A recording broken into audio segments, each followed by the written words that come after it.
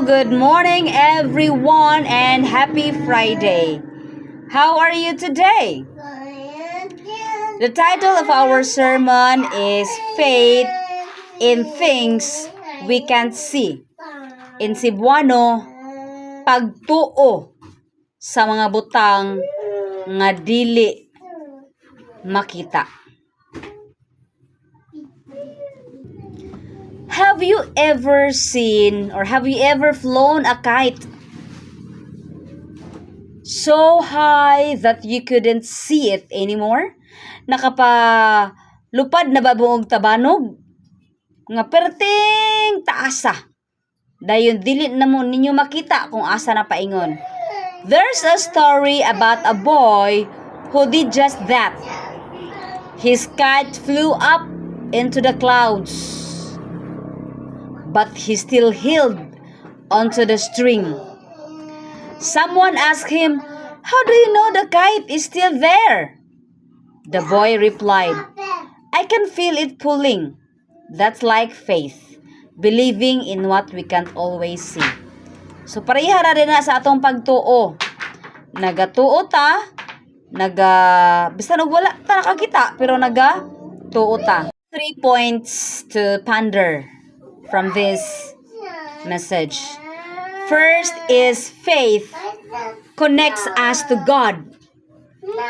This can be found in Hebrews chapter 11 verse 1. It says, "Just like the boy could feel his kite, our faith keeps us connected to God.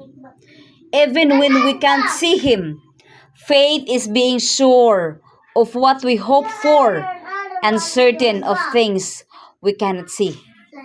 So pareha ra din na siya sa usa ka bata nga bisan wala na niya nakita ang iyahang nga kite because it's too far, but then he's still hopeful. Nagatuo gihapon siya sa mga butang nga wala niya nakita. Second, faith makes us act. Hebrews chapter 2 verse 17. The boy didn't stop flying the kite just because he couldn't see it. In the same way, faith should make us do good things without action. Faith isn't complete. We need to trust God and do what's right. Like what happened to the boy, he never stopped flying the kite even though he did not see. He couldn't find it, but still he can feel it that he's still holding the kite. The same is true in our faith. We need to trust God and do what is right. Especially we students. If wala ang ato nga teacher, still we have to do our duties as student. Dili tamag saba-saba, dili tamag kiat. The third point is faith helps us through hard times. That is in Matthew chapter 8 verses 23 to 27. Sometimes life gets tough and we don't always see the way ahead.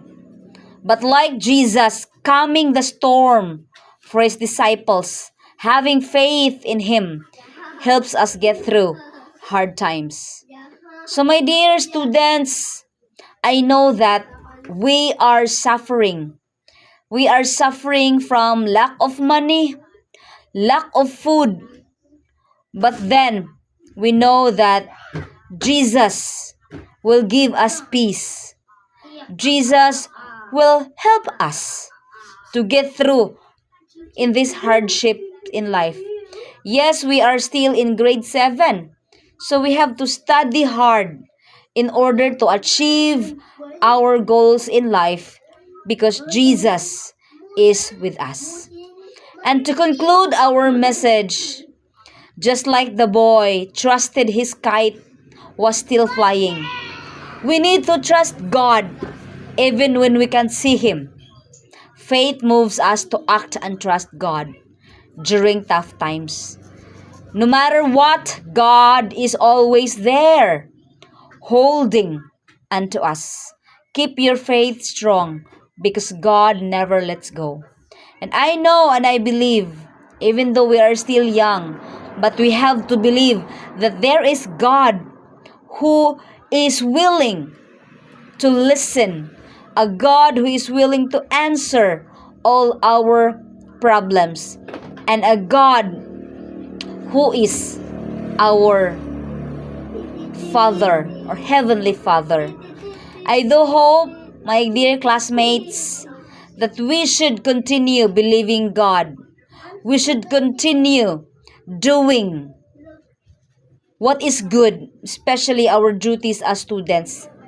We have to obey our teachers as well, because I know that in the future, God will bring us into something better. God will give us a good future if we believe in Him. That's all, and God bless us all.